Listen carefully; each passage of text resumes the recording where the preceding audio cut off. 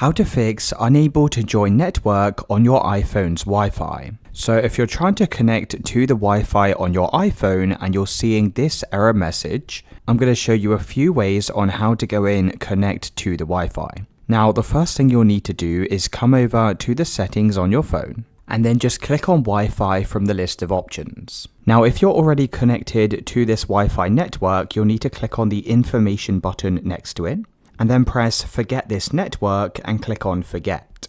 Now, if it's not letting you connect to the Wi-Fi, then go and turn off the Wi-Fi for around about 10 seconds. You could then try turning the Wi-Fi back on and checking to see if you can now connect to the network. If it's not working, then head back over to the main settings page and then scroll down and click on General. Scroll down to VPN and Device Management and make sure you're not currently connected to any VPNs. Now, this can interfere with you connecting to a Wi-Fi network. So it should say here not connected like this, and then you can come back over to the main settings page. Now scroll down and click on Screen Time. Scroll down to Content and Privacy Restrictions and just make sure your content and privacy restrictions are turned off like this. Now, if it's still not working and you still can't connect to the Wi-Fi, the final solution is just to head back over to the main settings page. You can then scroll down and select General. Scroll down again and select Transfer or Reset iPhone. Click on Reset and then just press Reset Network Settings. Now, you will need to enter the passcode to your iPhone in order to confirm these changes. Once you've done this, you can check to see if you can now connect to the Wi-Fi. If it's still not working, you can also try power cycling the device. Now, to do this, you'll need to press the volume up button, the volume down button, and then hold the lock screen button on the right hand side of your phone. Now, continue to hold this down for around about 45 seconds. Eventually, the iPhone screen will go completely black. Just continue to hold this button down until you see the Apple logo appear.